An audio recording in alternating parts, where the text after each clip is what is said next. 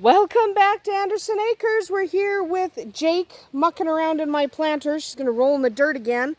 Shadowfax over there peeking at what we're doing. And if you're wondering why we don't have anything in the planters we built last fall yet, it's because we literally had snow about 4 days ago. I know it's the end of May and that sounds ridiculous, but it was snowing.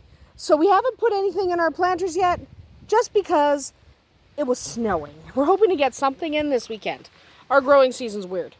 Anyway, we're out here with these planters today, and apparently Jake, meow, because people have been asking me, well, these are great, that's a nice size planter, but what if I want something bigger? How do I build that? Remember, in the fall, I showed you how to build these. I'll link to that video so that if you want to go back and build these kind of planters, you absolutely can. But if you want to build something that's bigger, where you have to join boards together, where it's quite a large planter, how do you do that? Well, we actually have done that. We have a bigger planter here that is constructed, and we're going to do another one over there. It is constructed. It is not full of dirt yet, but it's getting there. So let's talk about how you might build a planter like this. First of all, if you want to build a bigger planter than these guys, these are my little planters so I can have very specific separated plants in them for the summer. This is going to be, bigger plantings. Lots of peppers, lots of tomatoes, things like that. So if you want a bigger planter and you don't want to go right into the ground, you want a nice large planter, you're going to have to use bigger boards than we used for those ones. Okay, because these are fairly small planters. They don't need a whole lot of stability. Those are only 5 feet by 2.5 feet. So we used 1 by 6, 1 by 6 boards. Okay, no, 1 by 5 boards, sorry.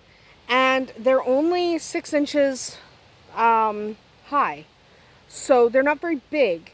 Those boards were small like that on purpose. We're going to add 2 more of those kind of planters so I can have separated plants here. But if you want to build a bigger one, you're definitely going to need bigger material. So these are actually built with 2 by 10s. So if you want to build something like this guy, what you want to do is you want to get yourself 6 2 by 10s or more if you want to go longer, but this is built with 6 2 by 10s. So you need a 2 by 10 for each end, and then you need as many 2 by 10s as you want to make it the length you want. Okay? Now obviously if you wanted, you could cut this down and have 2 by 5 on each end, and so it wouldn't be 10 feet wide, it would only be 5 feet wide. That's perfectly valid if that's what you want. But putting these together, I have had people ask, how do you do that? How do you put them together? It's really, really easy. Okay?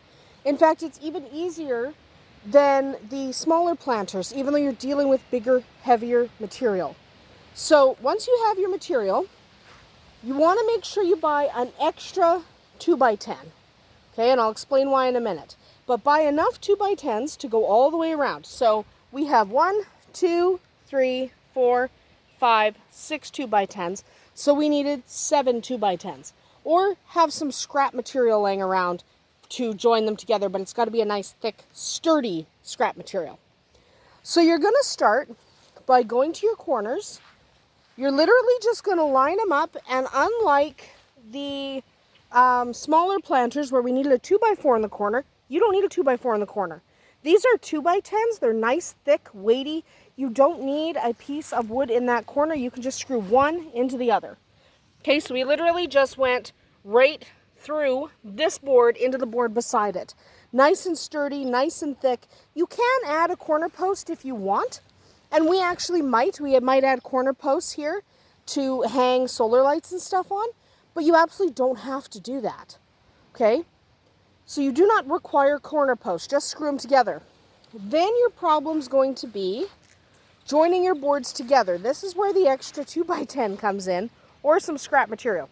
So what you do is you cut a length of 2 by 10, and I like to make it at least a foot long, so that it's at least 6 inches on either side.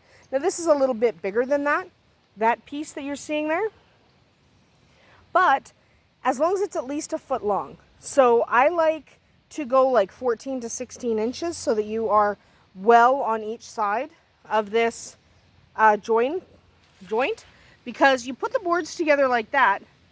You put your support in, your joining board on the inside, and then you just screw right through the boards into the other board. That holds that nice and tight. Remember, we're not moving these planters, so you don't have to worry too much about having to drag them around, construct them in place. You're not going to be able to move this anyway. You're going to do the same on the other side. Join your corners and join these corners, and you're done. And if you wanted a longer planter, you could just keep going. So you could add another board and have a 30-foot planter and another board after that and have 40 feet. That's okay. You can go as far as you want using this technique. It's really, really simple. It doesn't require very many tools. You know, all you need is a saw to cut your boards into smaller pieces and then a drill to put your screws in. You don't need anything else other than obviously the material. It's really, really easy, even for people who have no idea how to build anything. Okay? There are way more complicated planters you can build, but this you can just basically wing it. It's really, really easy, and it looks really attractive if you use a nice wood. Okay, you can paint it if you like. We're not going to. We tend to like to leave the wood more natural. Shadowfax is staring at me right now. Hi, buddy. Hi. He's staring at me. But so this is a very simple, easy way to make yourself a nice big planting area if you do not have the garden space, or you just want to raise up your garden so you don't want to have to be right on the ground. If you want it taller, so you want another 2x10 on top of it, get yourself a 4x4 post. Put that 4x4 post in this corner, screw into that 4x4 post, and then just keep building up. So each layer would just go straight into your 4x4 post. You can actually make planters that are really, really deep. But for us, the goal here is we're going to do a couple of little paths down the center so that I can walk through it. And I can really garden nicely, but above the ground. And before you put, like we have compost in here, obviously. Before you put your compost in, line it with either a weed barrier, or we use old feed bags to help the weeds stay out. And then top it with some good garden soil or topsoil or whatever you prefer to use in your area. And you can see we've started to do that. We kind of stopped because it is quite sunny and the sun's coming down really, really hot right now. Even though it snowed 4 days ago, now it's like not fun.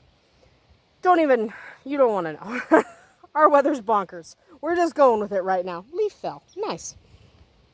Anyway, that is about it for us here today at Andersen Acres. Building yourself a large-scale planter is really a lot easier than you think. It is a little bit more expensive. The wood does cost a little bit, but if you're willing to absorb the cost, you can make yourself a nice little garden area. Obviously, we have to finish filling ours with dirt.